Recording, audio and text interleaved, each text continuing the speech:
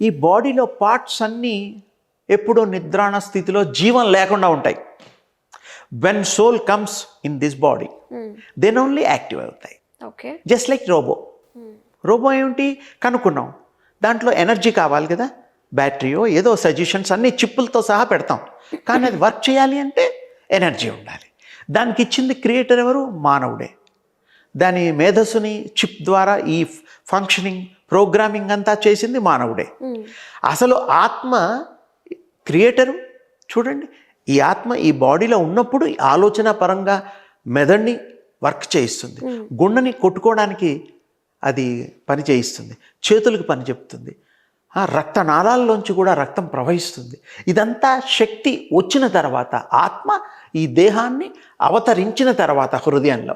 గురుజీ, ఇప్పుడు ఈ సోల్, ఈ ఆత్మకి మన బాడీలో స్థానం అంటే హృదయమేనా? హృదయము అనేటువంటిది శాస్త్రంలో చెప్తున్నారు.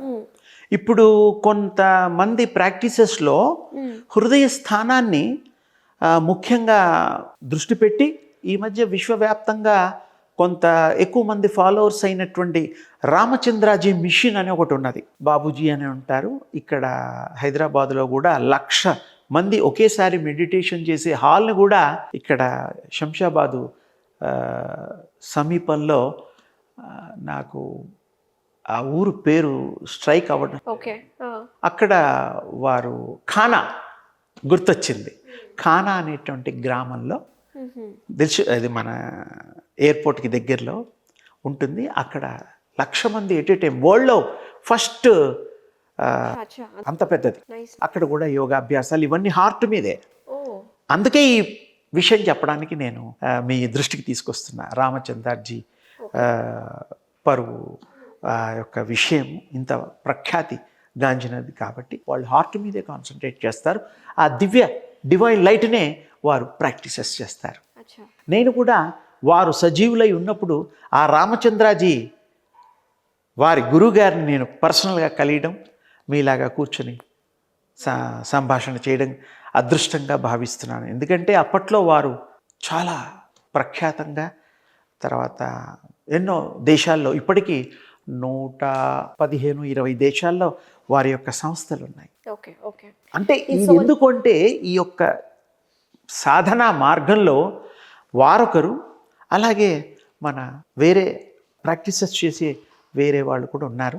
సరే, ఇప్పుడు సమయం కాదు కాబట్టి ఇది ఒక్కటి చెప్పగలిగాను.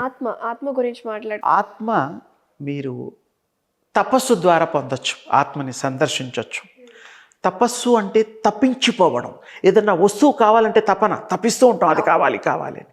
దాన్ని తపహ అంటారు, దాన్ని తపస్సు అంటారు. ఎవరైతే మానవుడు స్త్రీ పురుష వయోవృద్ధ భేదం లేకుండా తపస్సు చేస్తారో, తపిస్తారో, వారికి ఆత్మ సందర్శనం, ఆత్మ దర్శనాలు జరుగుతాయి.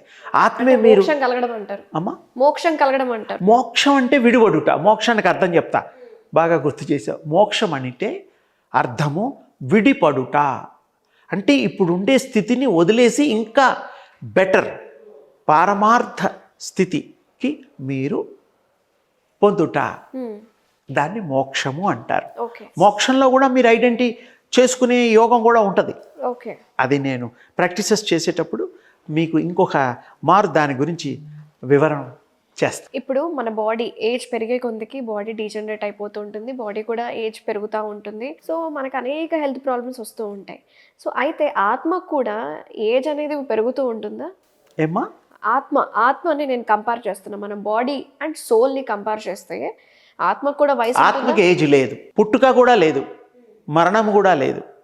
కొత్త విషయం అంటే ఈ బాడీలో ఫస్ట్ బేబీ మరణం లేదంటే ఆత్మ మరణం తర్వాత మరణం కాదు, మన వాడుక భాషలో మరణం. ఇప్పటిదాకా టీవీ చూస్తున్నాడు, అన్నం తింటున్నాడు, ఇలా పడిపోయాడు, శ్వాస ఆడడం లేదు, చనిపోయాడు.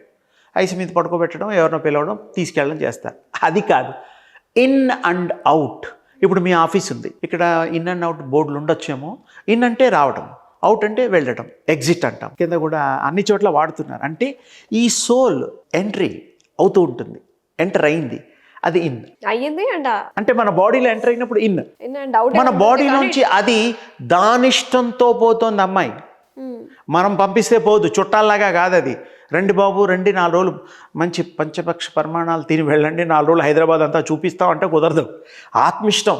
పూర్వజన్మలో దాని అనుభవాల కోసం ఈ యొక్క శరీరాలను ఎంచుకుంటూ, తల్లిదండ్రులు కూడా ఎంచుకుంటూ ఈ జన్మలు తీసుకొని ఏవైతే బ్యాలెన్స్ ఉన్నాయో పూర్వజన్మలో చేయని మిగిలిపోయినవి కర్మలు అవన్నీ ఇప్పుడు చేసుకోవడానికి, ఇది ఈ జన్మలో కూడా కంప్లీట్ కాలేదనుకో మరల జన్మలు అలా దాని ఇష్టం. దానికి మామూలు మన జాతకరీత్యా 120 years సంపూర్ణార్థం అనుకుంటాం. వాస్తు ప్రకారం ఇల్లు కూడా 120 సంవత్సరాల ఆయుర్దాయం. కానీ ఆత్మకి అవి వర్తించదు, దాని ఇష్టం. ఏదో మన ఈ గ్రహ సంబంధమైనటువంటి ఈ యొక్క కలయికలో ఈ యొక్క ట్రాన్స్మిషన్తో పుట్టిన పిల్లలకి మనం నిర్ణయం చేస్తున్నాం జాతకాలు రాసి.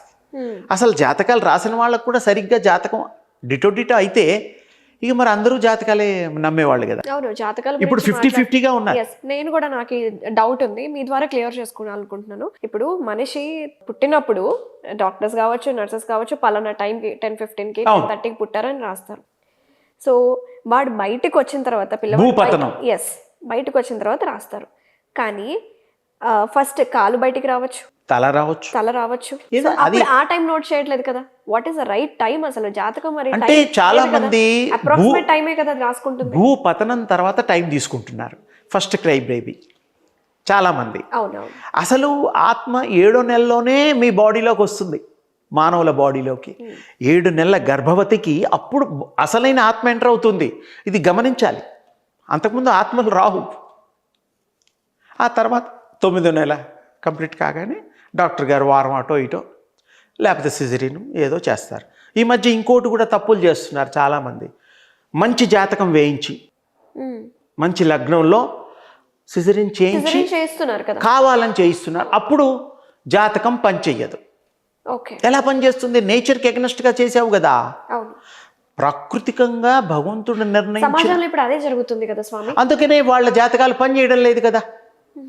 ఒకరు చెప్పండి, నాకు ఈ యోగం ఉందన్నారు కానీ నాకు డబ్బులు రావడం లేదు అని అప్పులు అయిపోయాయి అంటున్నారు. కొంతమందిని అడగండి, చాలామంది ఉన్నారు. ఉద్యోగాలు, నా యోగం బట్టి ఉద్యోగం రాలేదు, నా యోగం బట్టి ఆరోగ్యం ఉండాలి, లేదు అని కొంతమంది. బట్ చాలా మంది నమ్ముతారు కదా. అంటే నమ్మకం కూడా నమ్మచ్చు. ఎవరికైతే అవుతాయో వాళ్ళు నమ్ముతారు, ఎవరికైతే కావో బాధపడతారు. అసలు ఈ నమ్మకాలకి ముఖ్యంగా మీకు చెప్పేది మూలం సిజరీన్ ఆపరేషన్స్ ఏవైతే ఉంటాయో అవి కొన్ని టైంలో చేస్తారు.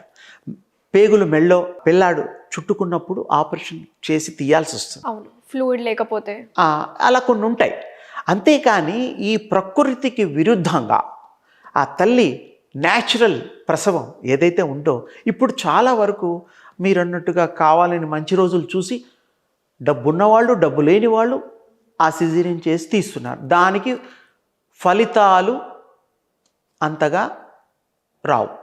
ఎందుకు రావు? You are creating to bring him out, అంతే కదా. అగైన్స్ ద నేచర్ ప్రకారంగా వాళ్ళ తల్లిదండ్రులు ఎప్పుడు కంటారో అప్పుడు కంటే అది తప్పకుండా అవుతుంది. ఇది కూడా అవుతుంది కానీ 50, 60, 40 డిపెండ్ అపాన్ మళ్ళీ ప్రీవియస్ వాళ్ళ కర్మల్ని బట్టి.